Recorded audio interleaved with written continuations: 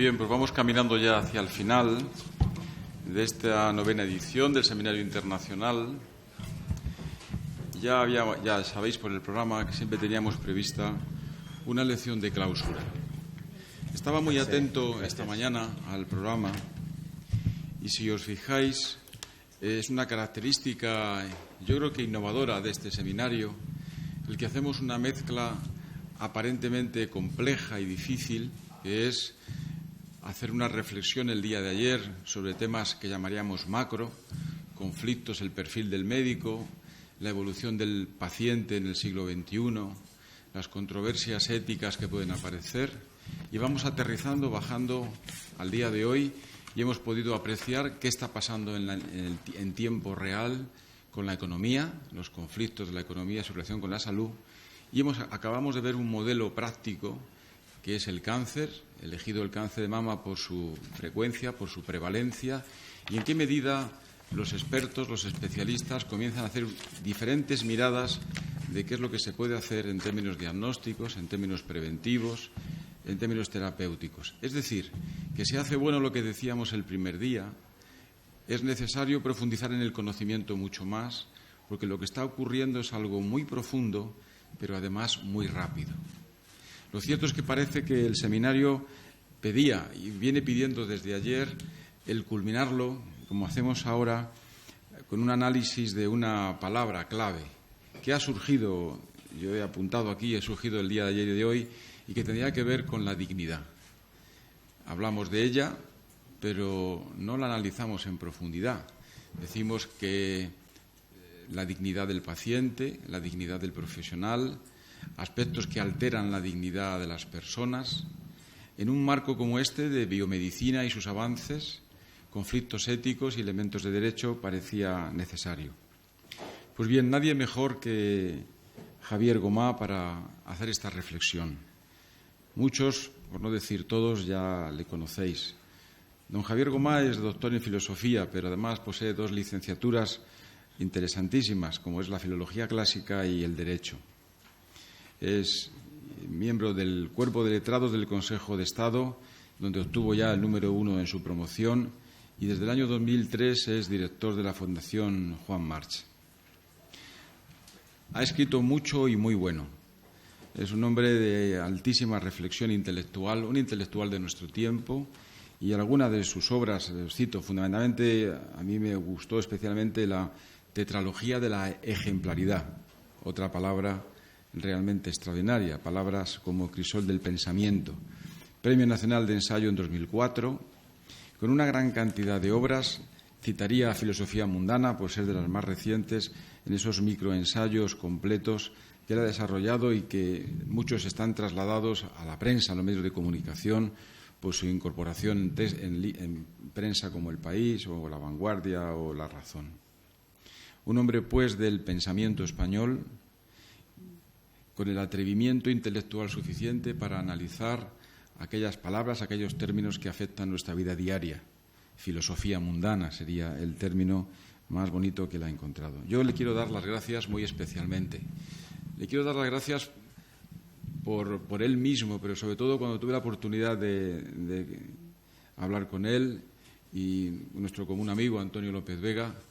Yo creo que Javier Gomá, en su agenda tan compleja, yo creo que tardó unos 15 segundos o 16 en decir sí, estaré allí con vosotros, al explicarle el contexto en el que trabajamos, el medio en el que nos movemos.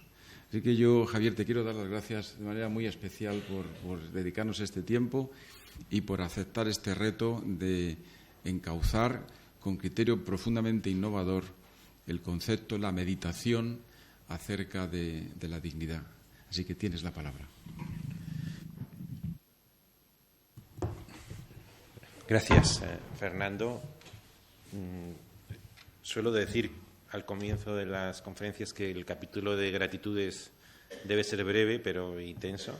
Gracias por invitarme, gracias por la presentación tan amistosa, gracias también por tener la oportunidad de dirigir unas palabras ante un público tan distinguido y gracias también por crear la ocasión de volver a la universidad donde obtuve esas 2 licenciaturas en edificios muy cercanos a este, uno enfrente del otro, y que me trae gratos recuerdos.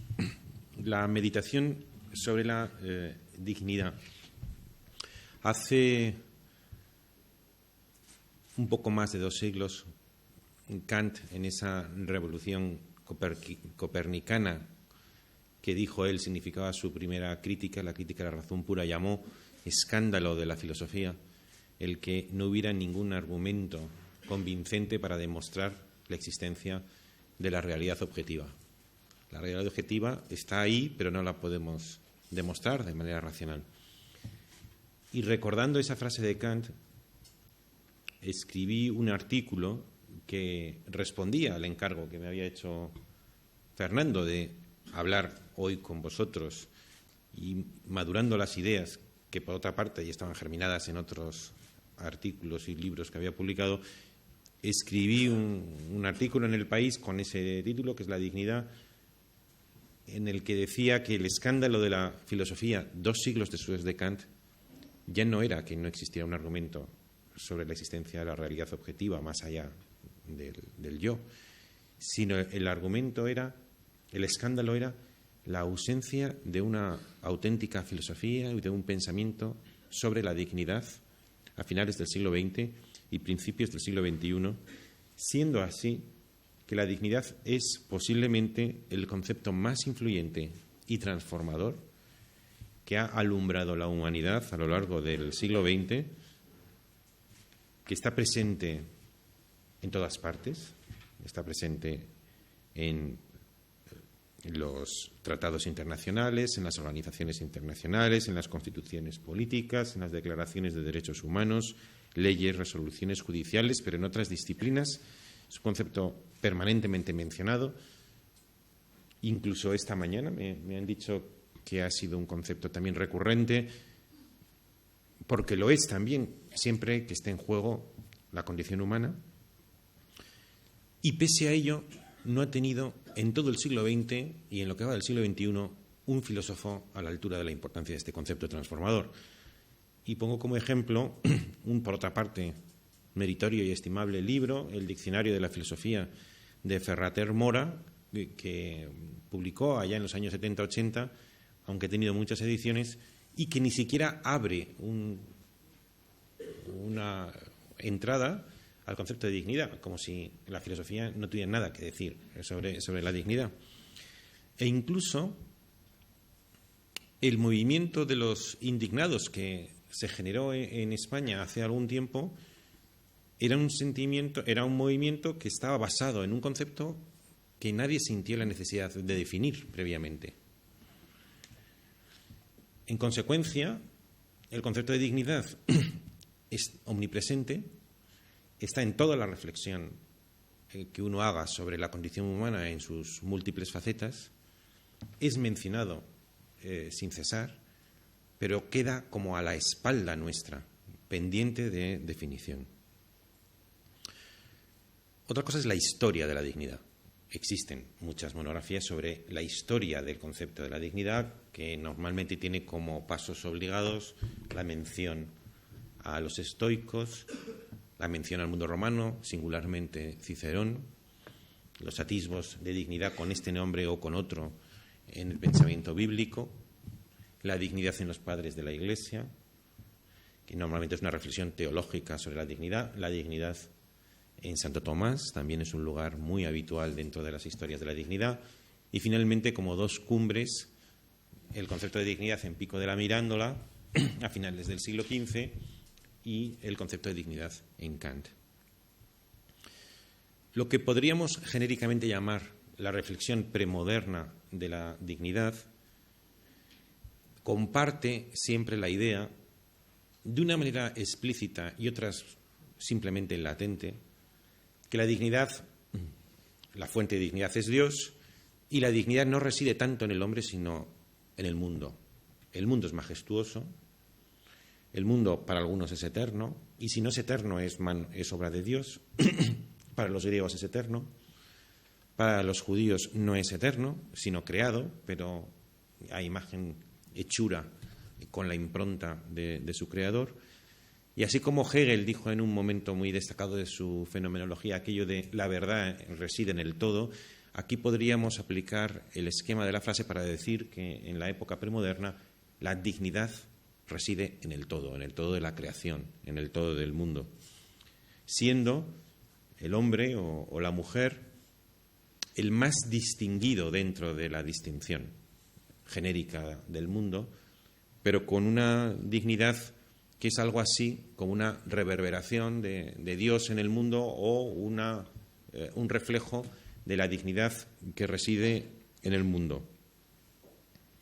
Pico della Mirandola es en sí mismo ya un comienzo de transición, porque él dice que, en efecto, el hombre, la mujer, es de todas las entidades creadas la que está dotada de mayor dignidad, de todas las cosas creadas, insisto, pero introduce un elemento que acabará siendo decisivo, y es que su dignidad no reside en el hecho de ser como los otros miembros de la naturaleza, sino que reside justamente en su libertad. De manera que si durante los siglos anteriores la dignidad era un atributo de la naturaleza de la que participaba en grado eminente el hombre, con Pico della Mirandola la dignidad verdaderamente, distintivamente humana ya no es la dignidad de la naturaleza, sino la dignidad de ser como Dios, original, creador y libre. Dice él, voy a citar literalmente, dice él que escribe esa carta, porque es una carta, porque ya sabe por qué el hombre es el más afortunado de los seres animados y más dignos de admiración de todos, y cuál es exactamente el lugar que le es propio en la jerarquía del universo. Y dice, hasta cierto punto, al hombre, que es, dice, una creación sin imagen precisa, Dios no le dio una fisonomía propia, ni un don particular, de modo que el lugar, la fisonomía o el don que escojas sean tuyos y lo conserves según tu voluntad y tu juicio. La naturaleza de todas las otras criaturas, dice Pico della Mirandola, ha sido definida y se rige por leyes prescritas por mí. Le dice Dios al hombre, tú, que no estás constreñido por límite alguno, determinarás por ti mismos los límites de tu naturaleza, según tu libre albedrío, en cuyas manos te he confiado. Te he colocado en el centro del mundo para que desde allí puedas examinar con mayor comodidad a tu alrededor qué hay en el mundo.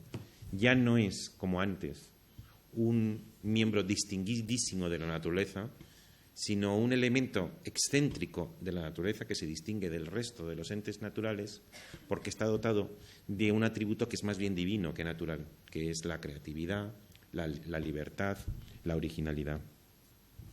Y es a partir de Kant, en el siglo XVIII, cuando la dignidad empieza a asumir ese torso, esa apariencia estrictamente moderna y supera miles de reflexiones sobre la dignidad premoderna. Y las tres características que, a mi juicio, tiene la dignidad a partir del siglo XVIII y que la hacen una dignidad moderna, por contraste por la anterior, son las siguientes. La primera, la dignidad como propiedad inmanente de lo humano, sin más fundamento que la humanidad misma, a la luz del convencimiento, expresado, por ejemplo, un poco después por Tocqueville, de que ahora nada sostiene ya al hombre por encima de sí mismo.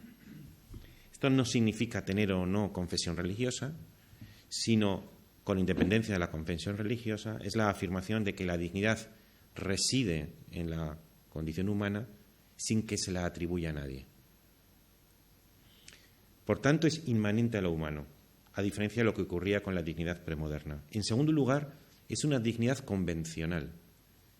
No podemos decir que viene dada por la naturaleza, sino que somos los hombres quienes nos reconocemos unos a otros mutuamente la dignidad. Es decir, mutuamente, aunque parezca un juego de palabras, nos concedemos por contrato un valor incondicional. Nadie, ni está inscrito en las letras de la naturaleza, ni en una revelación divina, sino que unos a otros nos concedemos por convención, por ejemplo, una constitución, un valor que, sin embargo, es incondicional, que excede cualquier pacto o cualquier contrato. Y aunque resulte paradójico, el torso particular de la dignidad moderna mueve con esos dos polos. Nos lo concedemos mutuamente, por contrato, pero reconociendo en el contrato que es superior a cualquier contrato. Es inherente al hecho de ser humanos. Y el tercer rasgo verdaderamente singular de la dignidad moderna, por contraste al anterior, es que es una dignidad universal. Porque en el pasado había dignidades humanas. Incluso la palabra se suele utilizar para referirse a las diferentes jerarquías, por ejemplo, en el ámbito eclesiástico, las dignidades. Y la raza, o el género, el sexo masculino o femenino, o la edad, o la religión, o la cultura, o la cuna, o la educación, o el dinero, conferían diferentes dignidades en la cosmovisión antigua. Mientras que algo que será genuinamente moderno es que ya solamente reconocemos una dignidad, siempre la misma y universal. Y sobre estos tres factores voy a insistir un poquito más en los minutos que siguen. La primera característica, la de que es una dignidad inmanente a lo humano, fue defendida como campeón de esta idea precisamente por Kant, que es el gran filósofo de la dignidad moderna. No de las tres características, como ahora argumentaré, pero sí el gran campeón de la primera característica. Él mantiene que él propone el ideal del hombre moderno o de la mujer moderna, que es el ideal de la gente o de la entidad éticamente autónomo, frente a la época anterior en que otras instancias jurídicas, económicas, sociales o religiosas imponían unas reglas al sujeto moderno. Kant establece como ideal en que el sujeto moderno, el verdadero ciudadano, es una persona autónoma, literalmente, que se concede leyes a sí mismo, que es autolegislador, y que nadie hay por encima de lo humano que le establezca reglas en su comportamiento. Y él dice que el fundamento de esa autonomía es justamente la dignidad. Lo dice en la primera crítica, insiste en ello en la segunda crítica. Y fijaos qué distinción tan sutil. Dice él, no es propiamente la moral, la doctrina de cómo nos hacemos felices, que había sido la idea fundamental de la ética, por lo menos desde Aristóteles. La ética es el arte de llegar a tu finalidad. Y al llegar a tu finalidad como ser humano, como miembro de tu especie, eso te produce una perfección que definimos como felicidad. Y dice Kant, no es propiamente la moral, la doctrina de cómo nos hacemos felices, sino de cómo debemos llegar a ser dignos de ser felices. Seamos felices luego o no, es algo que a él no le interesa. Lo genuinamente moderno no es ser felices, sino ser dignos de ser felices. Y ese hacernos dignos de ser felices sería el fundamento del sujeto autónomo, del sujeto moderno, y la verdadera entraña de la nueva ética. En otro momento, Kant distingue entre las cosas que tienen precio y las cosas que tienen dignidad. Dice, tienen precio aquellas cosas que pueden ser sustituidas por algo equivalente, en tanto que aquello que trasciende todo precio y no admite nada equivalente, eso tiene dignidad. Solo el hombre, la mujer, posee con pleno derecho, incondicionalmente, argumento yo ya, esa cualidad de incanjeable, fin de sí mismo y nunca medio. Imaginemos una carretera pública en construcción cuyo trazado debe pasar por una finca privada. El Estado está facultado para expropiar esa finca pagando el justiprecio, porque el interés particular del propietario de esa finca debe ceder ante el superior interés general que todos los ciudadanos van a disfrutar pasando por esa finca, que de otra manera a lo mejor quedaría la carretera o el camino sin hacer. En consecuencia, la finca es expropiable, pero su propietario naturalmente no lo es, ni siquiera en nombre del bien común, por cuanto el interés particular debe ceder ante el interés general. Pero a su vez, el interés general debe ceder ante la dignidad individual, para la que no hay justiprecio posible. Podría definirse en una primera aproximación la dignidad precisamente como aquello inexpropiable que hace al individuo resistente a todo. Definición que a mí me gusta, esa de la dignidad como resistencia. resistente al interés general y al bien común, lo acabamos de mencionar, pero es también el principio con que nos oponemos a la razón de Estado. ¿Cuántas veces se argumenta razón de Estado para hacer algo que nosotros percibimos como repugnante, porque aunque beneficie al Estado, al interés general o al bien común, atropella la dignidad individual, y entonces percibimos como hasta el Estado tiene que ceder a la dignidad individual, que es resistente a todo, también al interés general? La dignidad es aquello que protege a las minorías frente a la posible tiranía de las mayorías. ¿Por qué debemos proteger a las minorías si la mayoría es más democrática? Porque las minorías encierran una dignidad que no debe ser atropellada por nadie, ni siquiera por las mayorías democráticamente superiores.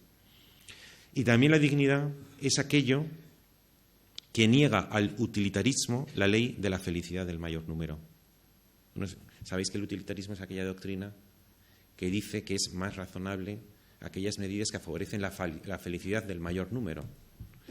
Y la dignidad es aquello justamente que estorba la felicidad del mayor número, porque no cede, aunque sea individual, al beneficio de ese mayor número.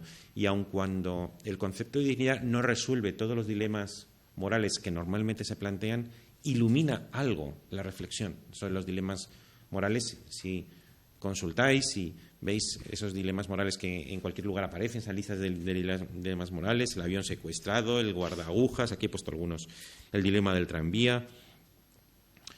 Muchos de ellos, el dilema consiste en qué pasa si va un tren y tú sabes, por ejemplo, aquí hay uno que es el hombre obeso, que si tiras a un hombre gordo delante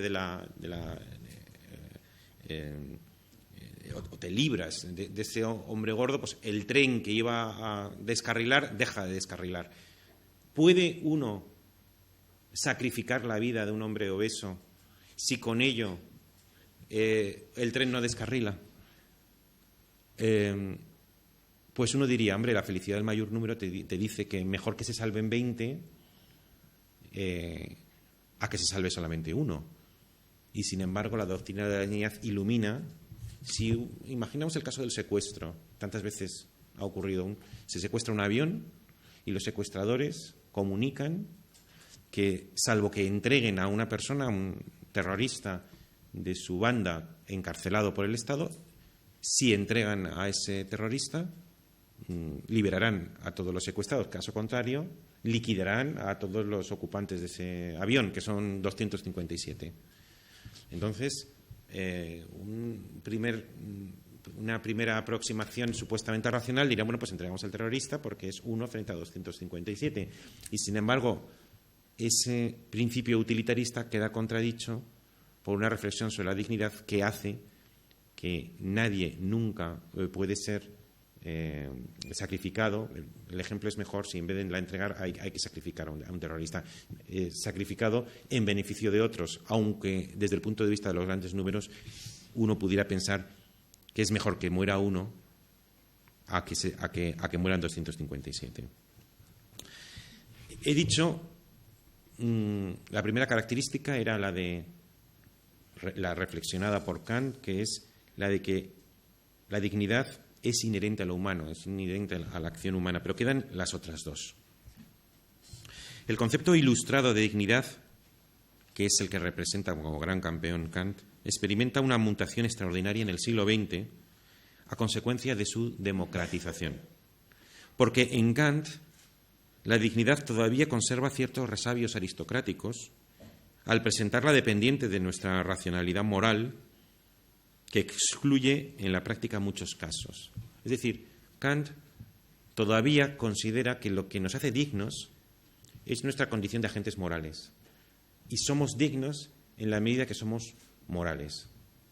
Cuando la gran intuición que se tiene durante el siglo XX es que la dignidad ya no emana de nuestra conducta moral, sino que es incluso anterior a nuestra conducta moral. Y que incluso las personas inmorales son poseedoras de dignidad.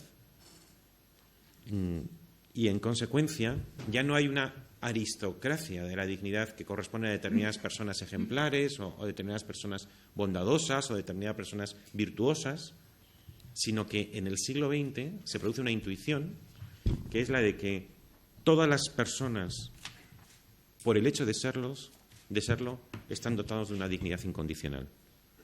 Podríamos llamarlo una dignidad cosmopolita y democrática en el siglo XX. Y lo que quiero llamaros la atención es que esta decisiva transformación que el concepto de dignidad experimenta en el siglo XX no tiene un teórico. Es un concepto que se ha producido de hecho por los movimientos sociales, por los movimientos jurídicos, un progreso en la materialidad de la realidad social histórica, sin que se haya producido, que haya tenido un Kant en el siglo XX que haya cantado o incluso hecho himnos a la democratización y universalización de la dignidad antes aristocrática. Esta nueva dignidad democrática se recibe por nacimiento y otorga a su titular derechos sin mérito moral por su parte, válidos incluso aunque desmienta esa dignidad de origen con una odiosa indignidad de vida. Hasta Hitler tendría derecho a un justo juicio, un juicio justo. Hasta el ser más abominable y que haya con su vida desmentido una y otra vez la dignidad de origen, incluso esa persona está dotada de dignidad. Es una dignidad esta, la democrática, irrenunciable, imprescriptible, inviolable, aquello que siendo inmerecido merece un respeto y coloca en cierto modo al resto de la humanidad en situación de deudora. Todo el mundo te debe un respeto a tu dignidad, o de otra manera eres acreedor por parte del resto de la humanidad de un comportamiento respetuoso con esa dignidad residente en ti. Es una dignidad única, universal, anónima y abstracta, porque prescinde de las determinaciones, la cuna, el sexo, la patria, la religión, la cultura o la raza, en las que se fundaban anteriormente el surtido variado de dignidades. De manera que en el siglo XX hemos sentido todos la convicción, no teorizada, pero hemos sentido toda la convicción de que lo humano posee una dignidad que trasciende las anteriores determinaciones. Si eras eclesiástico, si eras príncipe, si eras rey, si eras sirviente, si eras alfarero, si eras mujer, si eras niño, si eras conquistador. Eso te confería un surtido muy variado de diferentes dignidades y hoy esos elementos determinantes y esenciales que te constituían en más o menos digno quedan convertidos en accidentes respecto a lo sustancial, siendo lo sustancial lo humano, que abstrae de esas determinaciones concretas y por eso decimos que es una dignidad universal, anónima y abstracta. Y una dignidad cosmopolita, la misma, por igual, para todos los hombres y mujeres del planeta. Porque se nos hace una verdad evidente que nadie es más que nadie y que, como dijo Juan de Mairena, el famoso personaje creado por Antonio Machado, por mucho que un hombre valga, nunca tendrá valor más alto que el de ser hombre. Esta dignidad democrático-cosmopolita es algo así como un fondo sagrado. Y el fundamento último de esa dignidad es justamente la conciencia de nuestra vulnerabilidad. Es un bien sagrado sobre un soporte frágil y expuesto, nuestro cuerpo, expuesto al peligro de ser atropellado por los demás. Se trata de un coto privado y es válido para todos por igual porque todos estamos igualados en la condición mortal que compartimos. Y si antes había una gran diferencia entre Salomón, el rey de los judíos, y el último siervo, y a esa diferencia se le atribuía una diferente posición en el mundo, hoy sabemos que por debajo de Salomón o de su último siervo reside algo que los dos comparten, y es que viven y envejecen. Por tanto, son de condición mortal, y eso es lo que de verdaderamente hace que resida en ellos una misma dignidad que, como digo, trasciende rasgos que antes podían ser, era el rey de un imperio, el otro era una persona que tenía existencia precaria, Pero eso ahora lo contemplamos como accesorio verdaderamente al sustantivo, que es que los dos son de condición mortal y en eso hacemos residir su dignidad.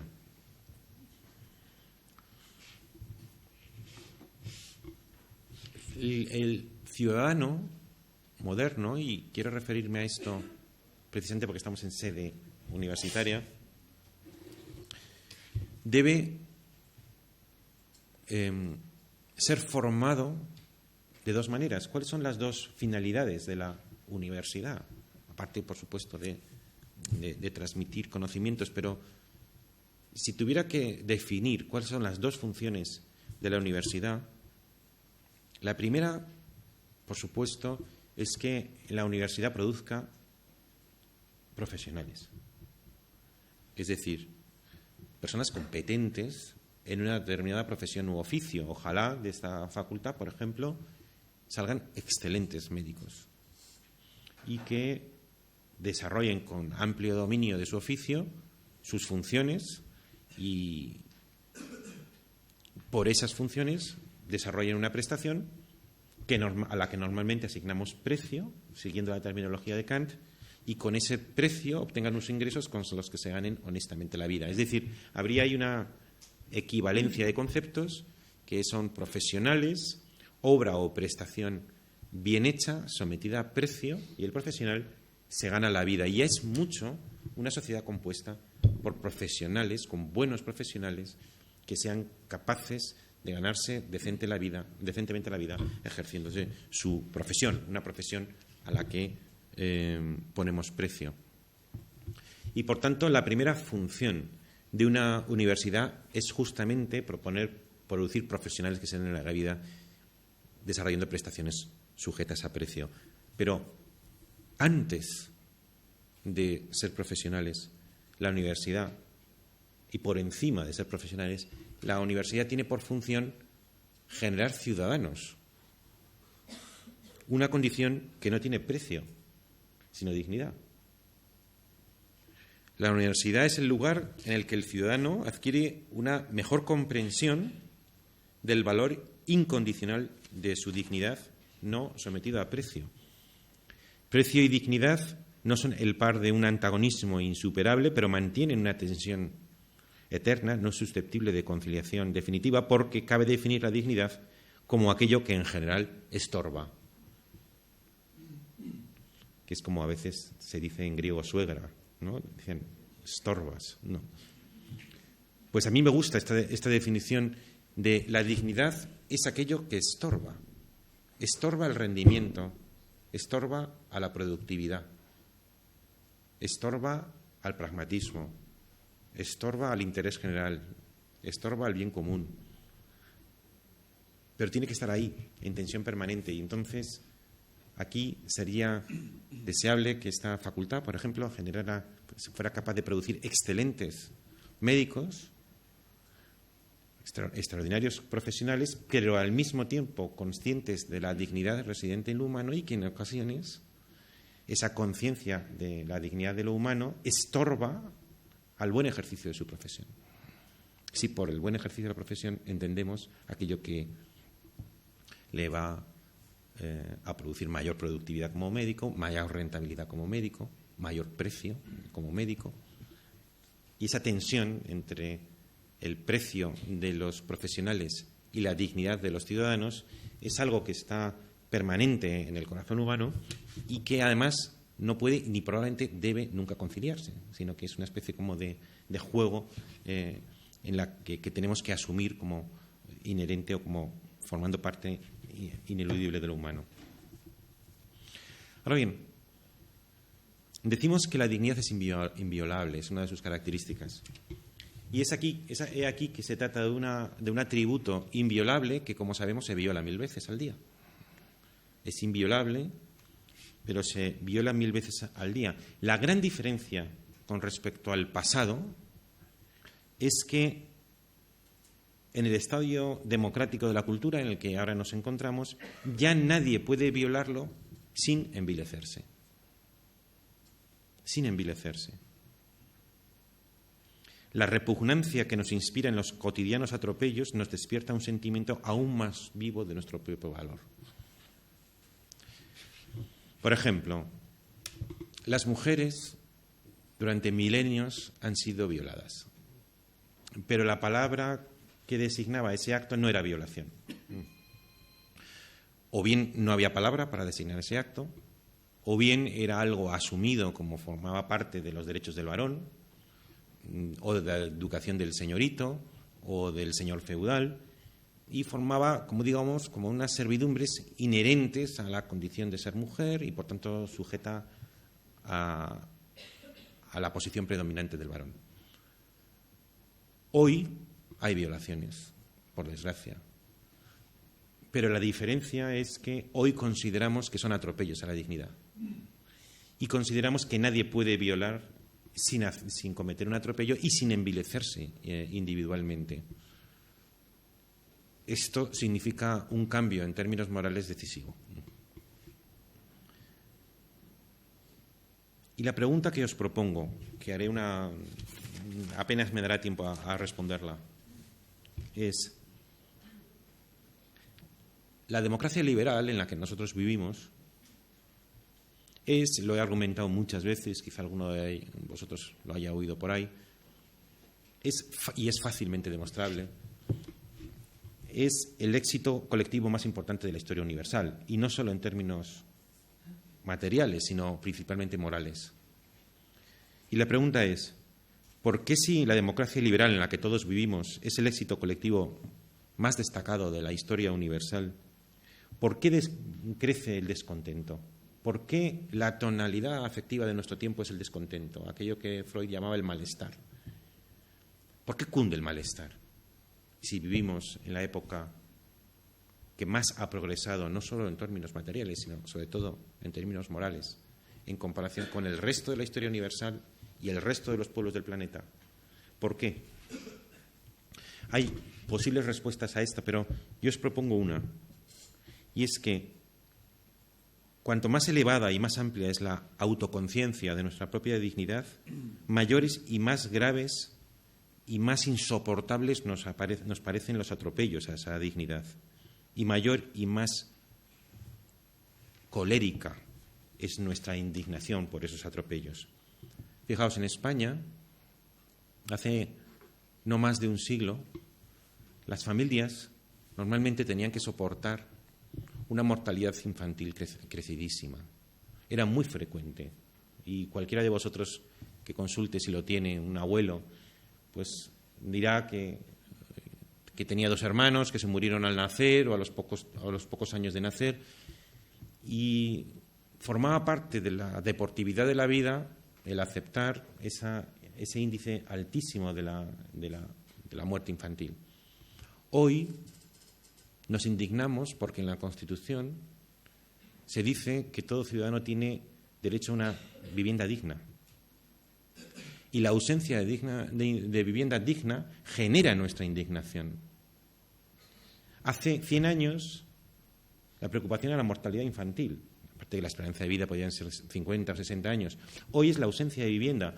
Y es posible que estemos más indignados hoy por la ausencia de vivienda que hace 100 años por la mortalidad infantil. Y eso que el progreso material y moral entonces ha crecido enormemente.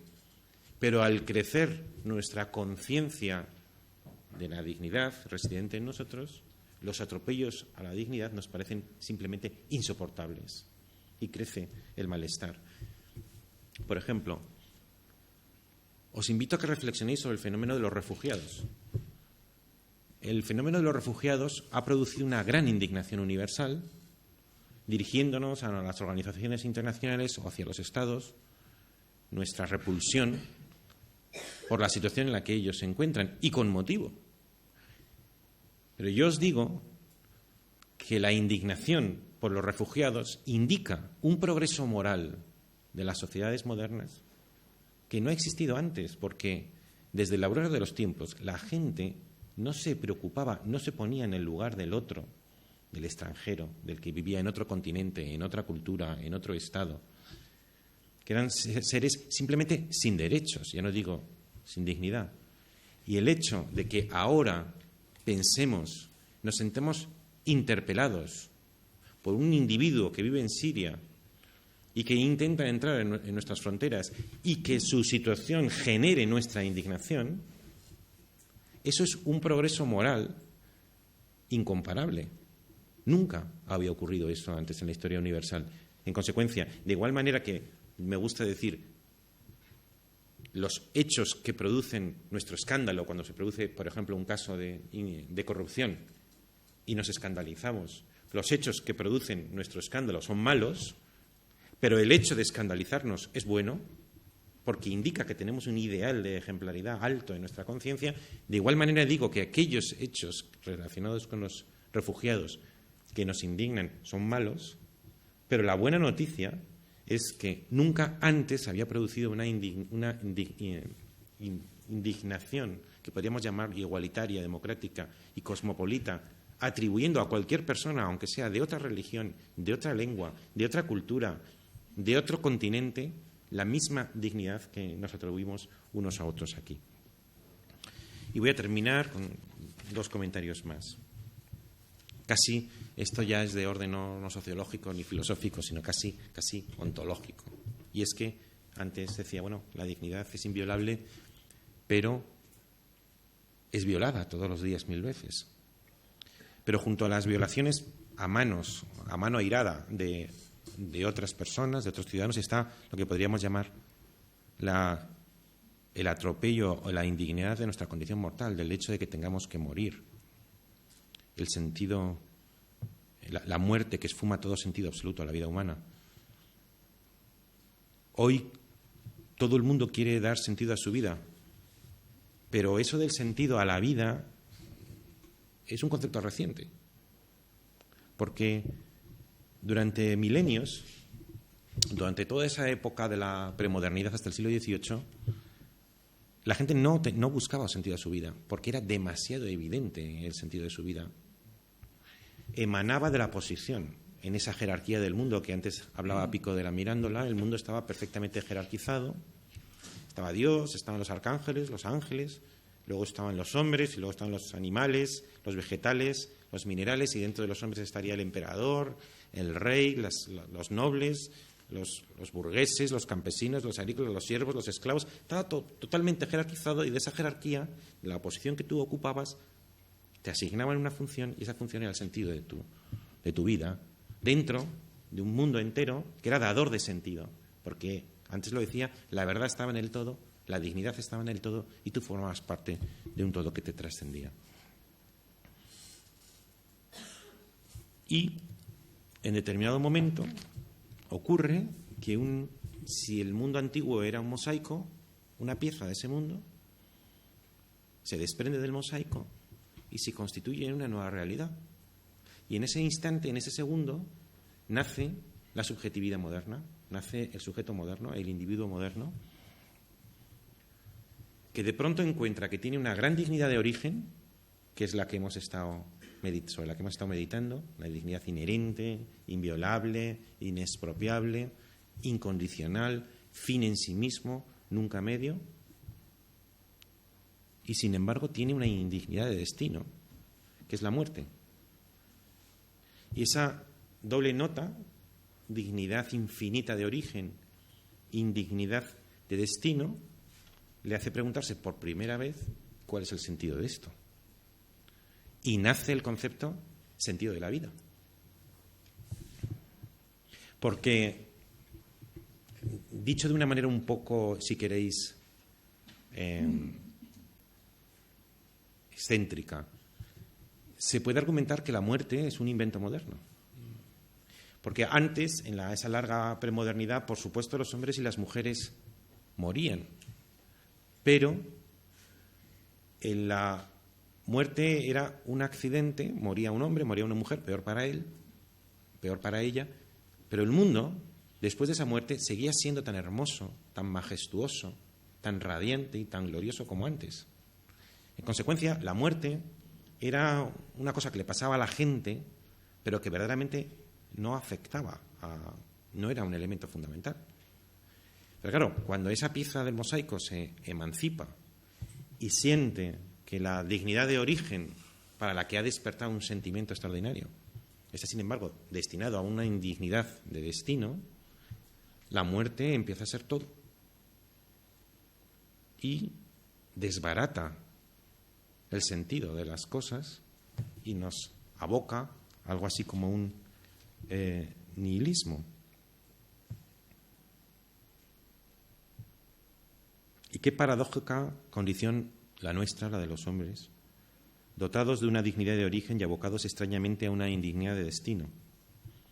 Cada uno de nosotros experimentamos en carne propia la contradicción de un mundo que con una mano nos concede el gran premio de la dignidad individual, último y supremo estadio en la evolución de la vida, pero luego con la otra mano nos lo revoca, ese premio, reservándonos la misma indigna suerte que al resto de los seres menos evolucionados. Es decir, si por un origen tenemos esa dignidad extraordinaria, cuasi divina, sin embargo, en cuanto al destino, se nos reserva lo mismo que al mosquito. Y esa cosa entre divinidad de origen y mosquito de destino hace nuestra condición una condición particularmente trágica. Y termino con una máxima que ya la anticipaba en el artículo. Demasiado conscientes de esta dignidad metafísica última, la muerte, la felicidad como tal, como ideal antiguo, es una posibilidad que ha quedado postergada para nosotros, los seres contemporáneos. Por encima de ser feliz está el ser individual. El mundo no tiene sentido, pero tiene dignidad. O quizá deberíamos decir que la dignidad, preservar la dignidad, respetar la dignidad, es el nuevo sentido. Siempre quedará a nuestro alcance, en cualquier circunstancia, por difícil que se presente, el obrar conforme a esa dignidad que ya hemos intuido y probado. Quien no sepa ser feliz podrá, por lo menos, sobrellevar su infelicidad con dignidad. Hay razones para temer cuanto en el mundo de la experiencia hace que la vida deje de ser buena o gozosa.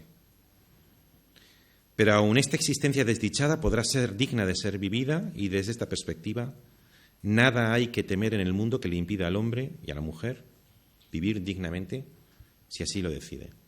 Entonces digo, por encima de ser feliz está el ser individual. La inmensa mayoría de las personas, siempre hay excepciones, si le ofrecieran beberse una pócima, un elixir que le garantizara ser feliz, pero de una manera no individual, de una manera robotizada, preferirían su desdicha individual a una felicidad robotizada. Os lo pregunto también, ¿eh? ¿Qué preferéis? ¿Ser desdichado a vuestra manera o ser felices de una manera abstracta, de una manera impersonal? La mayoría de la gente hoy, por la conciencia que tienen de que ser individual está por encima de ser feliz, prefieren ser desdichados a su manera, y yo también. Lo nuestro ya no es ser felices, sino, como dijo Kant, ser dignos de ser felices. Lo nuestro es dotar a nuestra vida individual de una forma insustituible, para que así nuestra muerte sea verdaderamente un atropello intolerable. Que resulte manifiesto para el mundo que nuestra muerte constituye una objetiva pérdida, una destrucción absurda y sin sentido, una visible injusticia, una indignidad. La máxima que guiará nuestras vidas a partir de ahora será: compórtate de tal manera que tu muerte sea escandalosamente injusta. Muchas gracias. Muchas gracias. Muchas gracias. Muchas gracias. Muchas gracias. Muchas gracias. Muchas gracias. Muchas gracias. Muchas gracias. Muchas gracias. Muchas gracias. Muchas gracias. Muchas gracias.